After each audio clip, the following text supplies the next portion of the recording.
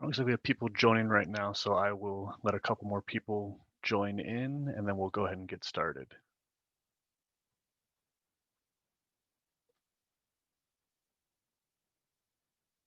Okay, looks like we have a good amount of people in here now. So hello, I want to welcome everybody participating in today's webinar, Enhancing Third-Party Risk Management and Cybersecurity and Privacy Programs.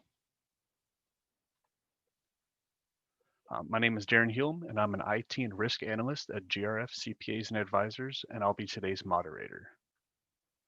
I'd like to start off today with some quick housekeeping items and explain that you will need to do to earn CPE credit. Participants seeking CPE credit must complete and submit a short evaluation survey that will appear automatically following the webinar. You'll be asked to recall the words in order to receive credit. Please write down the CPE words when they were given and keep them until you receive your CPE certificate. They will not be provided again. If you have any technical questions during the webinar, please use the questions function to speak with our webinar administrator for assistance. The slide deck is recording today and will be available from download at the link provided at the end of the webinar. You'll also receive a follow-up email with direct links.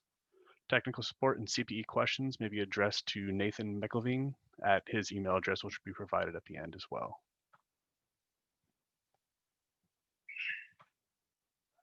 Today's learning objective is to provide attendees with an overview of cybersecurity and fraud landscape and best practices for protecting their organization from threats.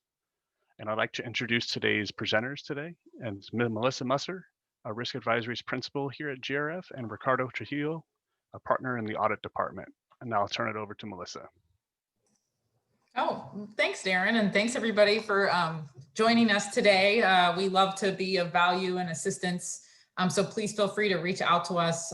You can in the chat function or even emailing us.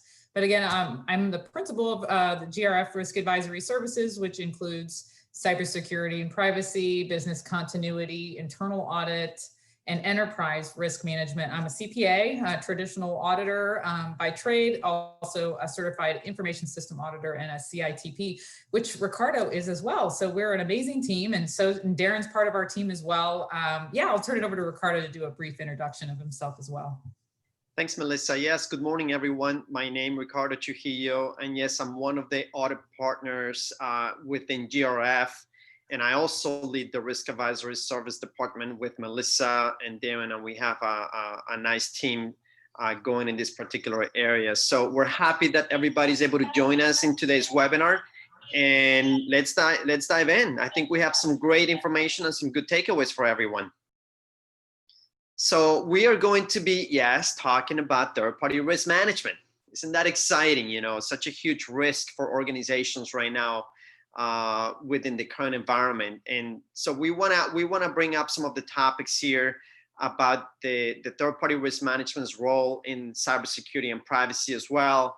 You know, what kind of oversight does your organization have over third parties? You know, is it adequate?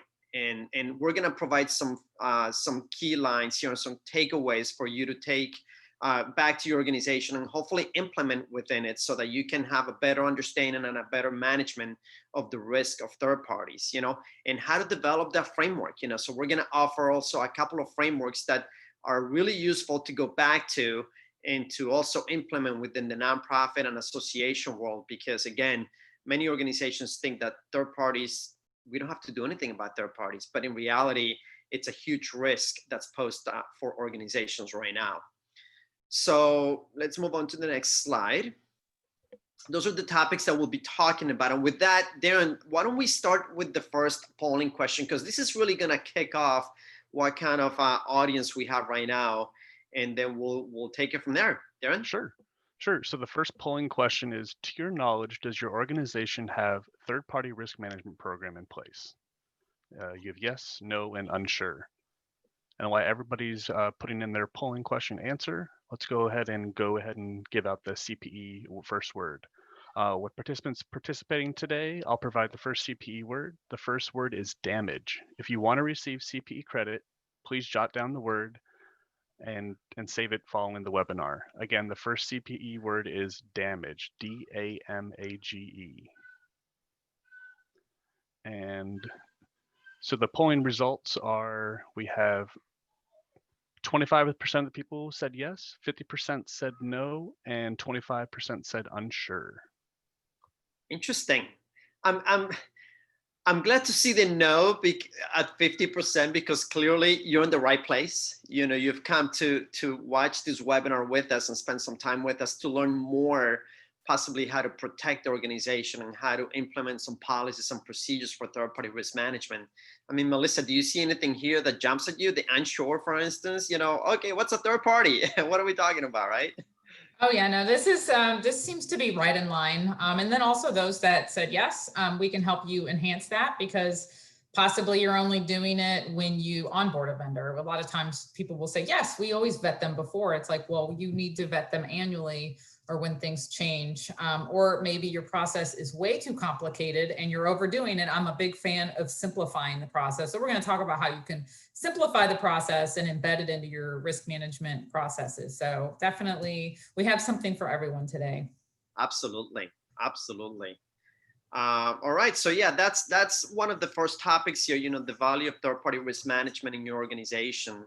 One of the first things that we're going to talk about. I usually like to embed a video within my presentations, and I know I've done it in the past. And if anybody has some time, I definitely welcome you to go to YouTube, where you can obviously find everything nowadays, and just Google anatomy of an Internet of Things attack, you know, and it's provided by Cisco. So I definitely invite you to go there, not now, but just during your free time and watch the video because it's amazing what they go through about a breach where these particular hackers get into an organization through a thermostat. Yes, a thermostat. So talking about a third party, right? So watch it. It's an amazing, but we wanted to bring up a couple of things. You know, Ricardo, one of my favorite hacks, this was several years ago, but was when, that Vegas, I think it was a Vegas hotel got, you know, attacked through a fish tank. There you go. Talking about third party, we are talking about those different types of ways to get in, you know, the famous Target HVAC vendor and things like that. But we're going to give you some practical examples as well that really might, you may not have a giant fish tank that you're concerned about right now, but those are things you got to be thinking about. So I know, Ricardo, you've got some really good examples to kind of show you what we're talking about here. Yeah, no, and this is one I'm going to talk about, obviously the Pentagon, and there's a couple other ones that I want to bring up. And these are obviously huge organizations. I mean, these are organizations that have huge security budgets. You know, they have teams that this is all they do. They are looking, they are basically trying to breach into their own networks, right? Because this is the budget that they have. They have specialized people to do this all the time. And even though they have these kinds of budgets and all these teams in place, they still suffer, obviously, breaches. And the Pentagon is one of them that came up a few years ago, and it's over here on the screen, where, you know, they were breached through a third-party vendor. And again, who was the one that was all over the headlines? It was the Pentagon. It wasn't really the third party, right? So that's one thing that organizations need to be fully aware of. Just because they are using a third-party vendor doesn't mean that they can automatically transfer all the risk to those vendors. Well, not in reality. You know, they actually face the risk themselves. But you know, there was another survey that came up, which was interesting, by the Pinpointing Institute, which revealed that about 53% of the organizations out there have experienced one or more data breaches caused by a third party. And this has cost an average of about $7.5 million to remediate. Okay, so again, the numbers are staggering, and they obviously continue to grow exponentially over here, which is why these policies and procedures, which is why it's very important for organizations to really, you know, have a high handle on third parties right now. So I want to bring up a few examples of recent third parties, and again, huge organizations. The Pentagon was one of them. General Electric, you know, announced in late March about a data breach that hit, you know, the Fortune 500 company General Electric. And according to their announcement that was made by GE, it was one of the third-party service providers, Canon. So GE was utilizing Canon, you know, and Canon experienced a data leak through an unauthorized access to an employee email account, you know. So, and that wasn't really, this took place in February, the middle of February of 2020, and it wasn't really discovered until March of 2020. So it took them about a month or so. you know, and the data that was exposed was like passports, birth certificates, marriage certificates, direct deposit forms. I mean, you name it, driver's licenses, a lot of information that was key, you know, for the systems that they were trying to protect. One other one that I wanted to bring up was T-Mobile. So again, I'm bringing up huge companies with huge budgets again that have been affected by these third parties. You know, a T-Mobile data breach that also occurred, I'm sure everybody has heard, you know, in early March, that affected more than 1 million T-Mobile customers. I am a T-Mobile user. Thankfully, I was not affected, but I couldn't imagine, you know, leaking information, names, addresses, phone numbers, account numbers, features, billing information. I mean, imagine my T-Mobile gets charged to my credit card monthly on the day, you know, so they have all my information, they have everything. And again, this is talking about a third-party provider that's also helping them handle this information. So T-Mobile was fully responsible for this. But within the nonprofit world, we also have recently, the nonprofit Times came up with the Blackbaud. You know, they faced a class action lawsuit because they also experienced the data breach. So the nonprofit Times, you know, reported that in February, they had discovered about a breach that took place for the Blackbaud, and they were not notified until, the users of Blackbaud were not notified until basically May 2014. So again, you can see how it could take time. And this is also in the form of a ransomware attack. So again, it really talks about nonprofits that, or organizations that were trying to move to the cloud. And I know Melissa wants to add to this a little bit over here. And, you know, thinking, okay, we're good, we're moving to the cloud, we're ready to go. And okay, but we have to really step back a little bit and think about, okay, what kind of security measures do these cloud providers have? And Blackbaud is a good example. Melissa? Oh, no, I think you covered it. I just know that, you know, it was like, we need to get to the cloud. We need to get to the cloud. It's more secure. And, you know, what we're seeing is some of the big guys are getting taken down. And so what is your backup plan for when your third parties go down? Really, business continuity. COVID's got us thinking about business continuity. So even the ones that you thought couldn't be taken down can be. And so we need to start thinking about our plans for that as well. And we'll talk about that. I know we may be scaring you right now, but we're going to give you some real tangible ways and some affordable ways to really get into this detail and add value to your organization. And I think you said the key word, you know, affordable, because just because it's a nonprofit or an association with a small budget doesn't mean that you cannot afford some of these opportunities that we have here for everybody to take away and hopefully implement and start sleeping a little better at night, right? But again, this is something that really composes all the parties. You know, all the parties are more involved in all aspects of the business, right? The vendors, the partners, the suppliers, and the organizations need to really get a handle on managing all of those third parties to really make sure that hopefully all the data is protected accordingly. Let's go into the next slide. I think now we go to the area of, you know, some of the role in cybersecurity. All right. Yeah. Thank you. Thank you, guys. So I'll talk a little bit about so third-party risk management really applies to multiple areas within. I mean, it can be your supply chain, your partners, and all this, but we're really going to focus on the as it relates to cybersecurity and privacy. It's a very important part of your cybersecurity program. So obviously, it's the process of analyzing the risks that your third parties pose to you, really getting a handle on. I bet you don't even know all your third parties. You know what I mean? So we're going to help you get a grasp on what that is and what kind of risks they could be posing to you. And then for those top most critical vendors, executing some due diligence on an annual basis. So not all of them, we're not saying do that because that would be impractical and unaffordable, but for your most riskiest ones. So we're going to talk about how you can do your risk assessment smarter, not harder. Mm-hmm. All right, but the reason why you're going to do this is obviously you're going to reduce data breach costs, operational failures. You know, your IT provider could go under. Are you ready? Do you have a backup plan? So it's a little bit of business continuity embedded within there, as well as a risk of breach and ransomware. And ultimately, if reputation is a concern for you, reputation damage is a big one. Like Ricardo, like you said, with the Pentagon. You know, getting personal information of Pentagon employees is a pretty big reputation.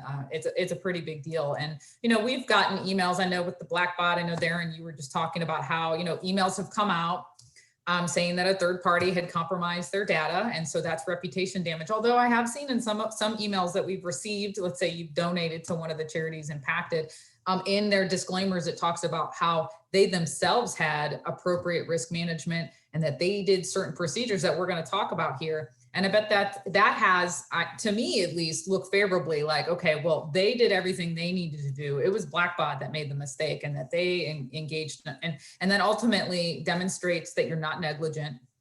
And it helps reduce any fines and penalties, because you absolutely can be found negligent through engaging with a third party or transferring personal information to a third party without doing certain procedures, which we're going to explain to you.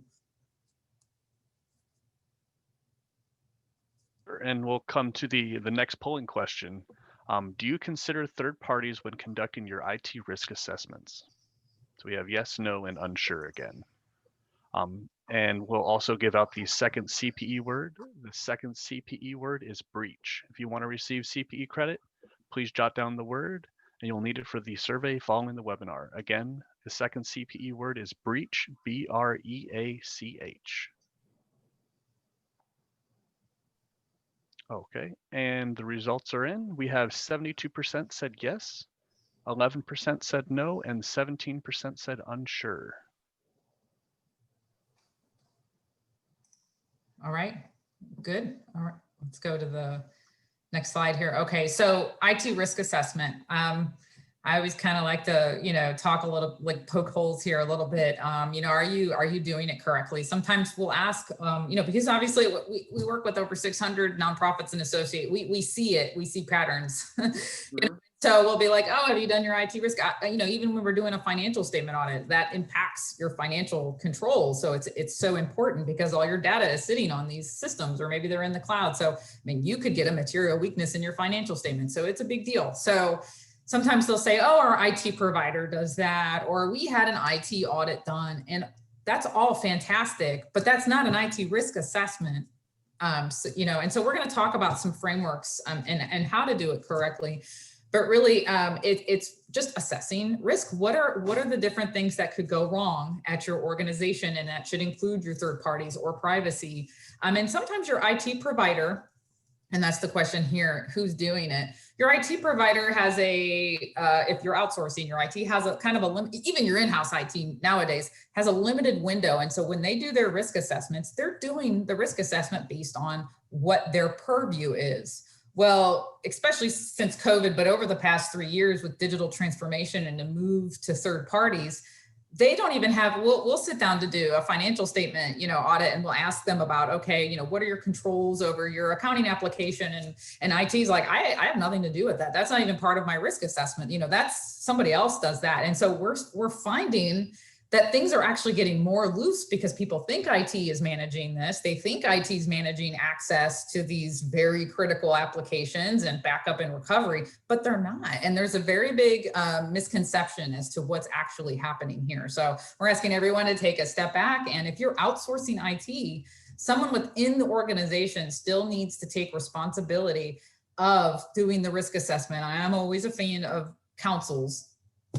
Some sort of risk council, whether it's an enterprise risk council or IT type council, so that because HR's got private data, marketing might have private data. So those individuals need a seat at the table because they may be engaging in some third party application that they didn't even, they may have gotten approval within their budget, but did you really look at the parameters, and do you need to be getting a SOC report or some kind of insurance over, where that data is sitting now with, you've got GDPR, you may have certain regulations. One of your marketing folks may have engaged in some software, and now all of a sudden your privacy policy on your website's no longer correct. And that is a public facing document. This is a big deal. So it's out there. People are looking at it. And when you get hacked, all that stuff starts to unravel around you, and you don't want to be found negligent in this area. So, and again, we're not asking you to do big things. We're just asking you to work a little smarter about this. So we can go to the next page. We're going to be asking, what do you do about it? How do you, every organization obviously is open to be breached and hacked, but like you're saying, Melissa, what did the organization do to prevent this? And if there is really nothing that was done before, the reputational damage is going to be even higher. Well, they can't say, well, our IT provider was doing, scans of this and that. Well, that's great. That's just within their domain. They're not looking at the third parties. They have no purview into that. And they don't have anything to do with the procurement process or who they decide on the. So that's where this all comes in. And it's actually quite intuitive if you take a step back. But ultimately you cannot, and we talk about, yes, it's good practice to have an IT provider that specializes in, network infrastructure and all these great things, but you have not completely transferred over all of the risk. You still have a certain level of responsibility. And in the previous slide, I forgot to mention, so a lot of times we'll ask for a network diagram, but really it's not a network diagram, so to speak, anymore. You don't have to go back, Darren. No, go back to where you were, but back to the ISO. Yeah. So, but now in those diagrams, we're urging you to consider adding your third parties to those diagrams so that you, when you're doing your risk assessment, have a view of the whole picture.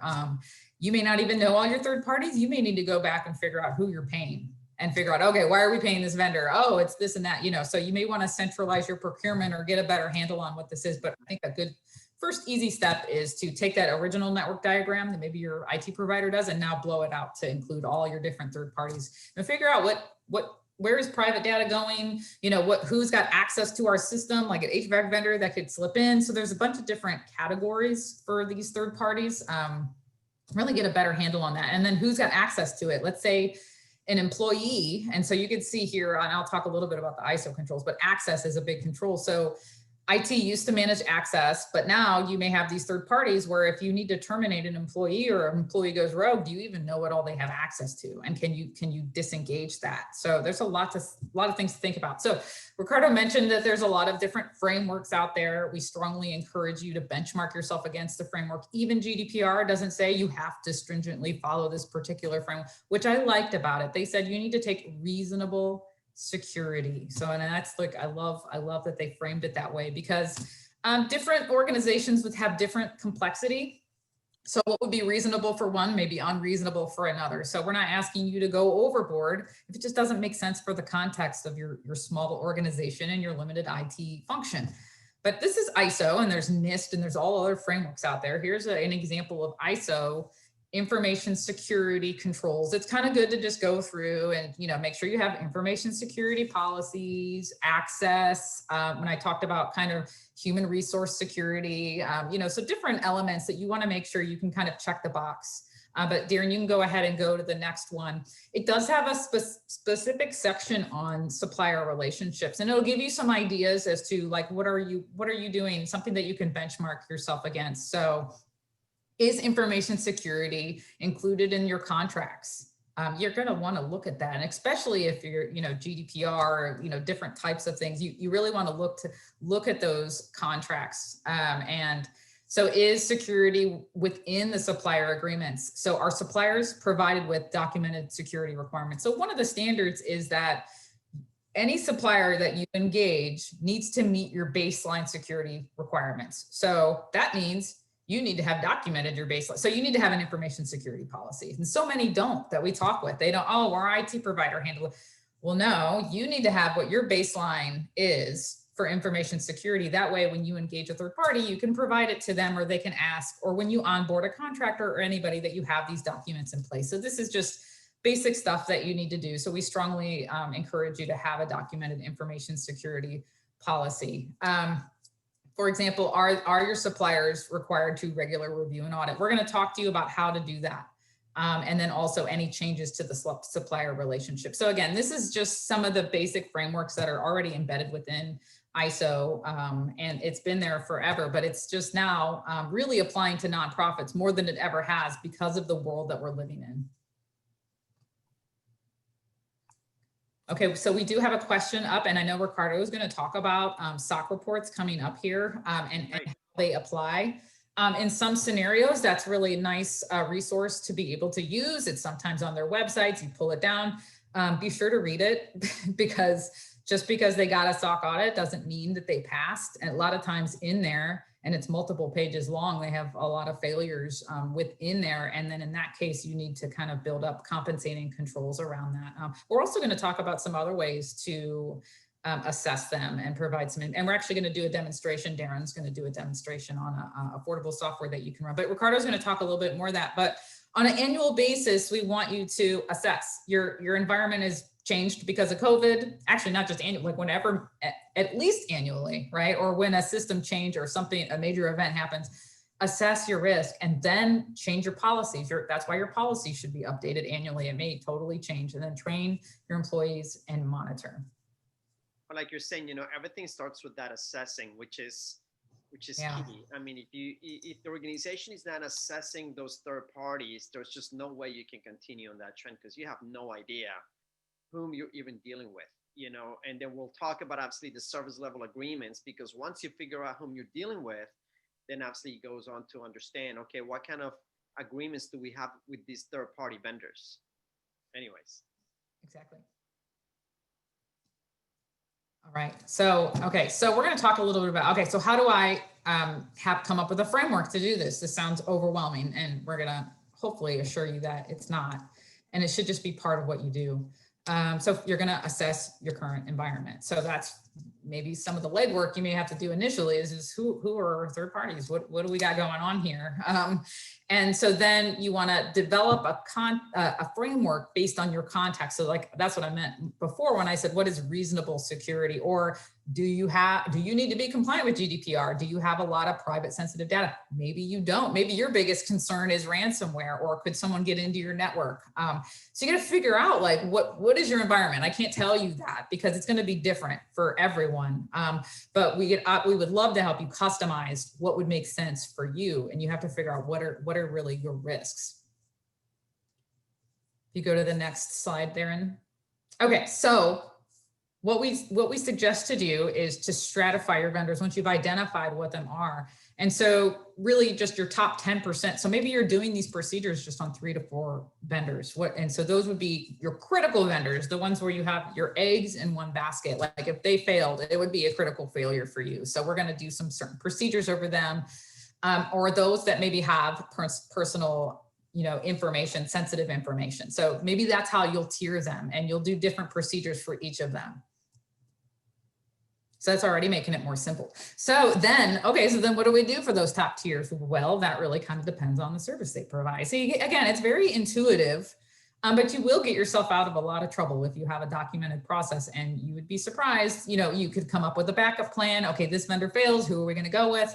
This is really going to add value to your organization and protect you. So obviously understanding the risk that they pose, if it is an IT provider or any kind of provider that's really not a well-known organization, I would want to have their financial statements. I mean, especially during COVID, could someone go under and, not give us any notice? So for certain ones, especially if you're kind of going with a mom and pop that is providing great value, but you're a little concerned about their financial situation, or, ask them for that. This is a very prudent thing to do. Obviously, the vendor stock reports are a very good thing to ask for to make sure that they're maintaining baseline security requirements. Ricardo's going to talk a little bit about that. Legal review, making sure that they have insurance coverage is sometimes embedded within the contracts of your legal review, making sure they have certain levels of cybersecurity coverage. Background checks, asking them for, some references that you can call, and maybe even, every so many years you do it again on your top vendors, make sure they're still, operating up to snuff. Things are changing very rapidly. So you could even give yourself the option to do any of these as it seems fit, but at a minimum, you need to be doing something for your top tier vendors. So we now have our third polling question. And it is, do you request or perform audit or assessments of your third parties? And we have yes, no, or unsure.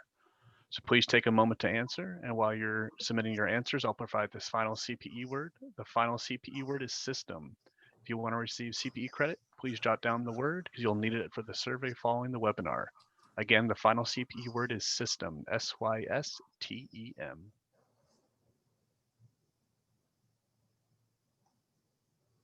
Okay, and we have 41% said yes, 45% said no, and 14% said unsure.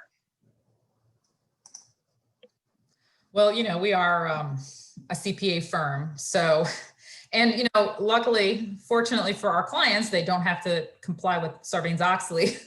But if you did, you would actually have a material weakness if you were not pulling down your SOC reports. So it is something that is very critical to your internal control function. You can go to the next slide. So just want to emphasize the degree of importance this is. So go ahead, Ricardo, I'll let you take it from here. Yeah. So this really kicks off a little bit about the question that was asked earlier in the chat, whether these SOC reports are sufficient. And yes, this is definitely a tool that should be utilized to be able to document the third-party risk management. But like Melissa's saying, we need to make sure that we're actually going through those documents, through those SOC audits, and really read them. Now, as we all know, there are various types of SOC audits, like we have over here on the screen, SOC 1, 2, and 3. So we need to make sure that we understand what kind of SOC audit we're looking at, and is it sufficient for the kind of data that those third parties are actually handling for our organization? Because many times, and again, this goes back to the assessment that Melissa was alluding to before. How are we rating this third party? Is it a 1, 2, or 3? And if so, then we expect a lot more security or less security because they're not really handling that much in terms of sensitive information for us. So with that in mind, that's going to allow us to really have an understanding of what kind of SOC audit report we're going to look at. And once we decide that, then we're going to look at it and really figure out, okay, are there any kind of deficiencies here that really are not acceptable from our end? And if so, then precautions need to be addressed. How do we address this issue and address it with that particular third party to really come up with a solution on, and again, if the issue is big enough or not, they're not addressing the situation in a way that the organization is expecting it to, then you ought to consider maybe disengaging the third party, because clearly the reputation risk is huge and you don't want the organization to be sitting in a predicament over here. Also, we have another tool right here that we're gonna pass it on to Darren. Go ahead, Melissa. And I'm sorry, before you even do that, Yeah. leave it on this. We should talk about PCI too, right? So PCI. Mm-hmm. I know that's a big one. So we recently had a client that was working with a vendor on their website, and so they you get a ransomware attack. That's bad enough, right? But then the perpetrator was able to also go through and transfer money out, and you're like, how is that happening? This third party should have had multi-factor authentication so that, someone would have got notified to say, yes, this is in fact me. And that's a PCI compliance requirement. So we were like, is your third party not PCI compliant? We had to do some research and we found that they weren't. And so that's another example of a type of audit report you may want that we didn't have listed here. Would you agree, Ricardo? I mean, Absolutely. And that PCI actually is another framework, based on the frameworks that Melissa was talking about before. That's another framework that would be ideal for organizations to go through, because it's got a lot of information in there within those questionnaires to address the PCI compliance issue. I know Darren has really gotten into the PCI world recently, and the questionnaires could be pages and pages long, of course, depending on the organization and stuff like that. But again, I think somebody could go through those, during their free time, like anybody has free time nowadays, and hopefully pinpoint some areas that could be applicable to the organization and strengthen it. And also like the third parties, like Melissa's talking about, because it's huge. You want to make sure that if they're handling critical information, PCI compliance is a must. It's not something that, we're not required to do this. They are. If they tell you that they are not required to be PCI compliant, I would consider switching third-party providers, because they're lying to you. Right, Darren? Oh, yeah. Yeah, but Alrighty. this kicks it off to a tool that we offer our clients, which is something that helps with the assessment of the third parties from a cybersecurity standpoint. So we'll let Darren kind of like talk a little bit about the cyber risk scorecard that we offer our clients, which obviously can also be used to assess third parties as well. All right, you guys can see the menu, correct? Yep. Okay, awesome. So this is the example of our third-party scorecard that we run for clients. This is a demo environment, so these are not our clients down here. So this is what it's going to look like. You'll run it on, say, 1, 2, 3, like Melissa was mentioning, your critical vendors. So down here we have 3 demo vendors, and it gives you a grade for everybody overall. So it lets you see how all your vendors are doing in one easy pane of glass. And then from here, you can see the rating, the financial impact that I'll go over, and the compliance rating as well. So Darren, I'm still looking at your PowerPoint screen. I'm not actually seeing you do the demo. Oh, I guess I clicked the wrong screen. Is that better? Yeah, now the magic's happening. Okay. There you go. All right, so like I mentioned real quickly, this is the demo, and it gives you a weighted trend for all the organizations that you are scanning. And down here, it's the best and worst top 10. You have a weighted score in the middle with all the. So I can see down at the bottom there, you know, each of your vendors has a letter score. Okay, and you can see which vendor is not posing well, and you can dive into that particular vendor, and then you have an overall score of your vendor universe, basically. That's being correct. And then down here, the critical issues that each vendor from the highest to the lowest. So the next section, this shows the cyber rating with the financial impact score and the compliance rating. I'll go to the next one. So this is, I've dived into one of them. So we have all 3 sections. We have the technical report, the fair report, and the compliance report. We also have their scorecard listed at the bottom here. So we can do patch management, application security, dark web scanning, IP reputation, pretty much anything that is publicly accessible for you. This will find out, and it'll find out about your vendors. And this is another deep dive into the scorecard. So you have all the different aspects of it.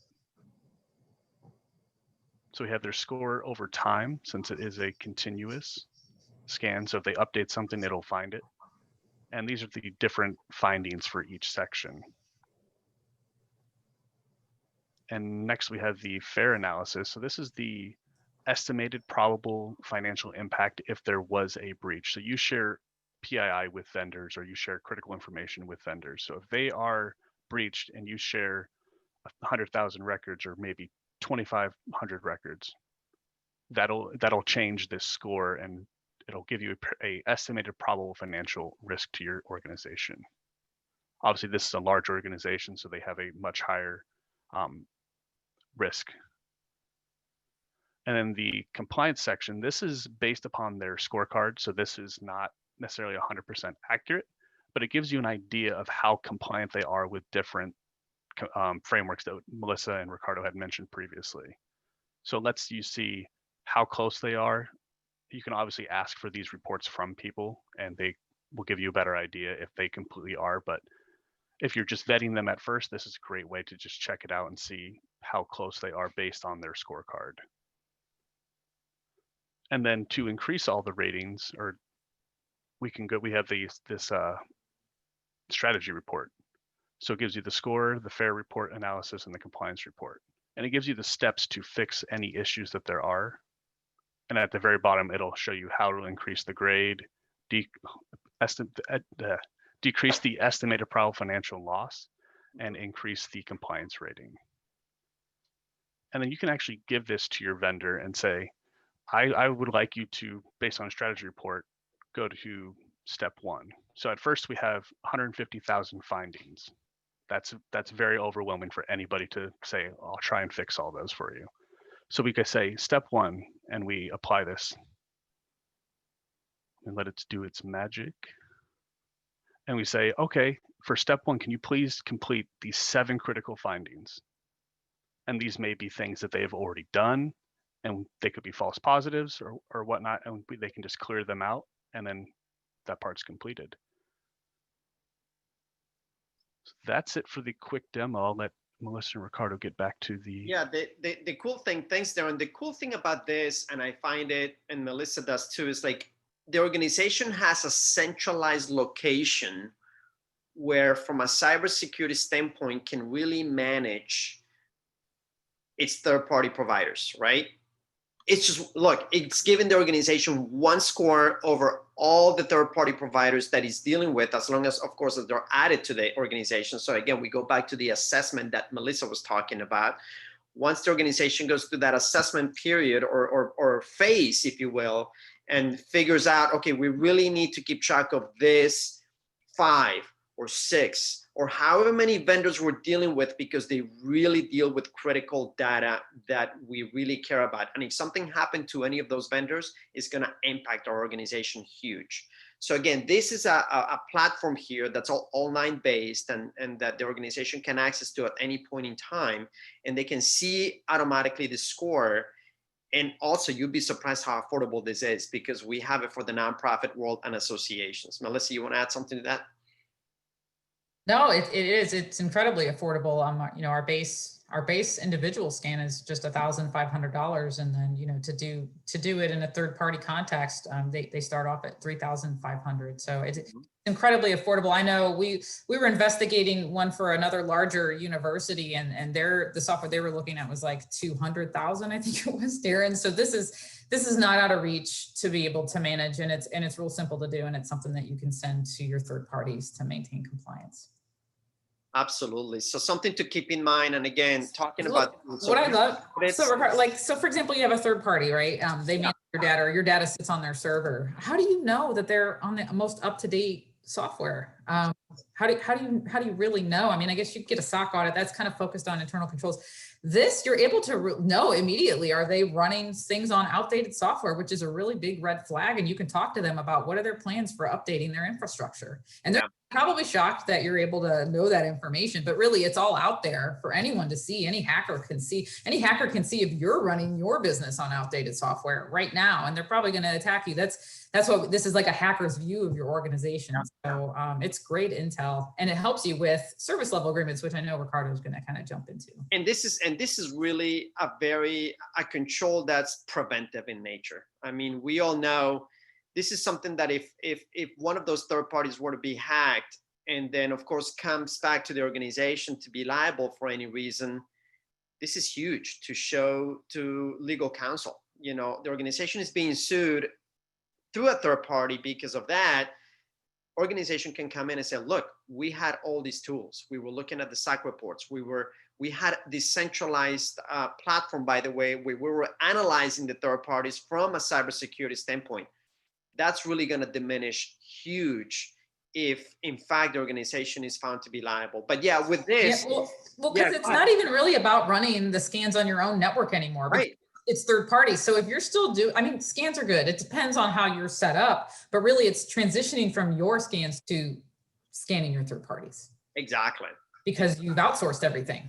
So, exactly. And I found that I've heard from our insurance friends that when they get cybersecurity insurance, they're no longer asking for your own cybersecurity audit. They're asking for your third-party risk management, policy and program. So that's also shifted. The insurance guys have already figured out that the dynamics change, especially in the nonprofit association industry. Yeah, so it's something to really keep in mind. So with this, we talk about the service level agreements here, which is just the contract that the organization has with those third parties. And really it's important for organizations to review this. I mean, we pound a lot about these contracts when we do the regular financial statement audits for our clients. Do you have current contracts with your vendors? And if you don't, then are you reviewing them at least on an annual basis, because things change so rapidly? For example, COVID right now. I mean, is there anything on those contracts that addresses COVID? And how is the third party addressing this situation right now?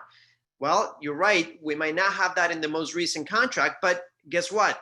You might need to get that embedded in the next contract, or get an addendum or something. Those SLAs, as we call them, cloud providers, for example, you're putting all the information up in the cloud through a third party provider. Okay, that's fine. Well, let's say that provider goes out of business. What happens to the data? Is that stipulated in the SLA, And like anything that's talking about here, contact persons, the duration of the contract, the service description, all of this needs to be very detailed and reviewed, because this is what could come back to haunt the organization if anything happens. Imagine if, again, I like to go back to that cloud provider that all of a sudden goes out of business and now my data is gone. What do I do? How can I get it back? So make sure that all of this is really addressed in the SLAs, because It's the only thing that the organization can actually hold to be able to get some of this information back and hopefully, not be so much in the hole. Let's go to the next slide here.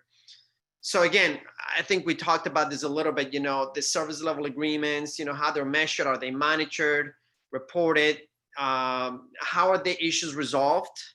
And also, how about notifications of scheduled downtime? So again, back to the cloud provider.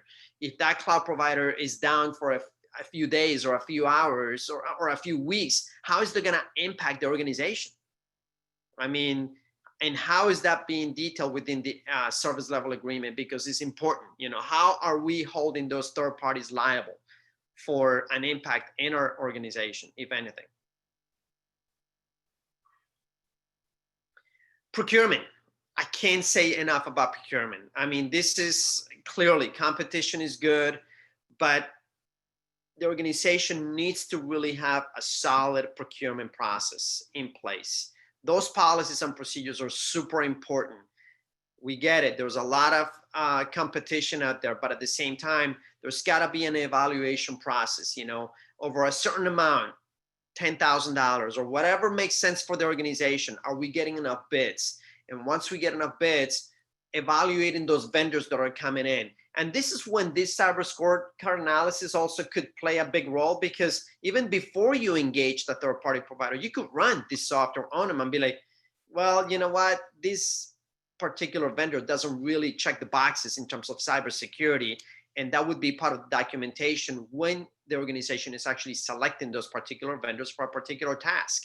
So again, but the organization needs to really have all these documented in their policies and procedures to be able to go through, because one person may be in charge today, another one may be in charge tomorrow, right? So it needs to be documented within the organization to be able to go through it. But I cannot emphasize enough, procurement policies are super important within the organization, especially when some of those vendors are going to be handling very sensitive information, and they're going to have a huge impact within the organization too, if anything happens to them, right? Let's go to the next slide, Melissa. Okay, well, I hope we've been able to really kind of drive home the importance and how the landscape's changed. So when you talk about cybersecurity nowadays, you're probably really talking about third-party risk management. So it's not this nice to have, it's part of cybersecurity, because you don't have anything in-house anymore. Some of you may, but we're really seeing the large dynamic is outsourcing this, and you still should, but you still have a lot of responsibility in that regard and some work to do. Obviously, it's going to help you with some enhanced decision making if you know in advance that they don't have, like if they're not going to be compliant with GDPR or like certain things, they're not PCI compliant. That's a big red flag. You want to make sure they have multi-factor. I've also seen some banks, for example, they have multi-factor capability, but they don't always turn it on. So even, that even gets into, are we using them correctly? Do we have those key controls in place so that if my, my contact information was somehow, being misused, could someone go and make a bank transfer? And, have you thought about, is the bank's multi-factor turned on, and maybe that bank gets acquired and now all of a sudden it's another bank, and, so these are things that should be checked every year as part of like a key control. So this isn't just nice to have, this is the new world. Okay, just want to make sure we're getting that home to you guys. Prevents reputation damage. Like in the examples where the emails have gone out, I believe, in my opinion, that when they say this was the third party, we did everything we were supposed to. In my view, I would still donate money to them because I don't feel like they were negligent with my data or my money. I feel like the third party, and this was a very reputable third party, so I think it does help. It also helps with fines. And, being able and prepared to have that email go out, and that you had all of those kinds of check the boxes in place. So obviously it'll prevent some significant events from occurring and enhance your enterprise resilience, because if you know all your eggs is in one basket, perhaps part of your plan is to have a backup plan in place, or maybe you did request the financial statements and you saw that they were in decline, and that you really look to vet and move and switch vendors more timely and act more timely. And those are just different examples. So what I want you guys to do right now, and really you should do this every year, is inventory your third parties. So, and create, if you want, I like diagrams. but however you want to do it, you can do it in a list, but you want to figure out, okay, so who are all our third parties? And there's multiple different kinds. There's those that kind of connect into your systems, maybe your financial applications integrated. And then, there's obvious benefits to that, but there's risks because now they're in your system and they can get all the way in your system. So now you have a cyber risk there, or maybe it's an organization where you're transferring out sensitive information, private information. Okay, so that's another set of types of risk. Or maybe it's an HVAC vendor that's coming in through, managing the temperature of your fish tank, whatever it is. You want a list of what they all are and what could they possibly do. So that's really, and then you perform that risk assessment on your complete universe that you have that's out there. Okay, what could go wrong? Who's got access to what? How do we shut it off? How long have they had access? So on and so forth. Then based on that risk, you tier your vendors out. Some of them are low risk, commodity based. Some of them are like, wow, we really need to be doing something here. And then you implement controls and the due diligence that we talked about, and you provide ongoing monitoring. And the controls can consist of the cybersecurity scorecard scans, request of audits, PCI compliance, making sure they have insurance, looking at the contracts and all kinds of good stuff like that. And then again, yes, like I said, monitoring. So what's probably going to happen at some point is, or when something happens, or, maybe a donor or someone may ask you for this, or, before you even get insurance, they may ask that you have a third-party risk management procedure, whether it's embedded in your information security policies or it's a standalone.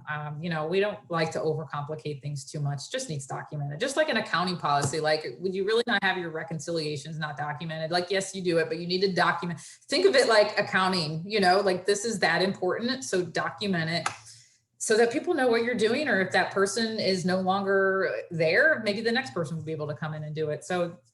So who's doing the assessments? How are they being conducted? Who's participating? What steps will be filed? How will disagreements be handled with the third parties? What procedures will we take to make them remediate? What approvals are needed to move forward with a particular vendor? Oh, they don't have multi-factor, but they're really good price. Who gets to make that decision to move forward on a risky decision like that? So do you need a counsel? Do you need some kind of, if it's a significant IT vendor, do you want to create some kind of sign-off form that all the criteria have been met? These are kind of big deals to think about and relatively easy to put into place. And then how will your documents be maintained and who will they be provided to? So some just basic things to think about. Now, I know you might be overwhelmed right now, but it really isn't that overwhelming if you put it in terms of something that maybe you're familiar with. And so that's why I used maybe account reconciliations or something kind of might sound overwhelming, but really it's not. You've been doing it a long time. Just think of it that same way. Just document it and do it as part of your risk assessment. So let's say for those that already had it in place, that's awesome. So you never stop trying to improve. You never, that's like our philosophy, right? You always want, and the world is changing. So benchmark, whether it's against your peers, or it's against the leading best practice, or obviously a framework like the ISO framework or NIST, or kind of depends on what industry you're in. You may be required to use a particular type of framework. So NIST being kind of the gold standard, ISO is also a really good benchmark that I like to use. And then you're going to want to obviously conduct the risk assessments. And then Ricardo was really talking about transforming the procurement function so that we don't have any of these, popping out of nowhere, or like if HR, I always like to beat up marketing too. They got really pulled and drug under the rug when GDPR came around, but they just can't go getting their own software. And I know they're trying to do a good job, or fundraising, but now you've got sensitive information, so they have to go through some process first before you engage this third party. Or maybe your accounting folks want to integrate the system. Well, that's very exciting too, but what kind of risk is that posing? And again, your IT provider probably has no purview under any of that. So it's like Ricardo makes fun of me when I say it's like the Wild West out there, folks, and no one's really managing any of this. Another option that we've been providing our clients is a virtual CISO, Chief Information Security Officer. So we don't really maintain your data or anything like that, but we help you with your policies and procedures. We help you kind of connect the dots at a really high level and perform some of these third-party scans. So that's just something we're seeing a lot of movement in that direction to help kind of fill that gap between your IT provider, which is great, they're doing the job, they're doing the right thing, but they don't have the holistic view that is required to do what you're supposed to do and to maintain compliance. So, so that's something that we're seeing. And obviously simplify the process. You may be doing too much. You might be getting SOC reports, not even looking at them. What value are you adding? Let's really look at what you're doing and make sure it's simple. It makes sense for your context. Maybe you were at a large organization before, or publicly traded, or just a large association, and now you're at a smaller one and you're trying to implement the same thing and it doesn't make any sense at all. Just know that it is okay to design this in accordance with your context. You're not doing anything wrong. It really just depends on, you know, what your risks are, and you can design it accordingly. So it's hard to kind of compare apples to apples in certain situations. So just take a look at that as well. Ricardo, any last thoughts there on this? I know we're coming to the end here. Good point. I think one last thought is what you were alluding to. It's about documentation, right? In the audit world, if it's not documented, it didn't happen. So yeah. make sure those the documents. Or a forensic investigation or any kind of investigation. I know, Darren, I wanted to go back to those resources though. I wanted to make everybody knew we had those available. So yeah, there's some resources for you. Third-party risks in a post-pandemic world talks a little bit about more how to tier the vendors. We have a third-party risk management checklist that we put together that might help you before engaging a vendor. So just want to make sure we touch on that. Yep. And of course, feel free to reach out to us along the way. I mean, our contact information is at the end of this of the slides here. So Melissa, Darren, or myself can definitely be available as a resource and to discuss anything that's specific to your organization. We'll be happy to have a discussion. Go ahead, Darren, to the next one. Sure. There's also the cybersecurity demo at Yes. the very bottom there. If you wanted to show it to anybody else, you wanted to pass it along, or if you just wanted to get a little more in depth into it. Great.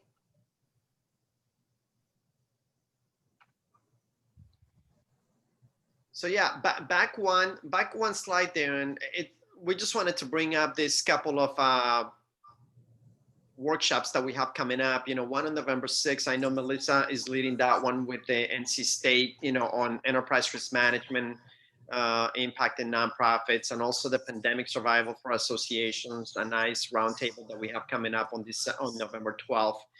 And then finally, Melissa's doing another one on internal audit and ERM priorities for 2021 on November 19th. So again, we welcome you to attend as many of these as possible. Take great takeaways for your organization. And I would be all over these, especially during these crazy times that we're living right now, unfortunately. You get CPE. You get CPE, free CPE as well. Yeah, as well. But like I said, yeah, here's our contact information for all three of us. Feel free to reach out. I don't see any questions coming through the chat. We have a couple of minutes here to address any questions anybody may have. But if not, it's been a pleasure to be here with everybody today. Thank you for spending time with us during your busy daily schedules. And we are happy to make hopefully your day a little entertaining. Didn't mean to scare you all. We just want to, just want to make sure that you all have great policies and procedures to protect the organization and to feel better about managing third parties, which is a huge risk nowadays. Yep, and the free CPE is always nice. Exactly. So you want to have everybody who needs the CPE to remember there will be a survey at the end of this webinar, and you'll put in the 3 words that I went over. And that's it. All right. Thanks, everybody. Thank you, everyone. Have an awesome rest of the week. Take care.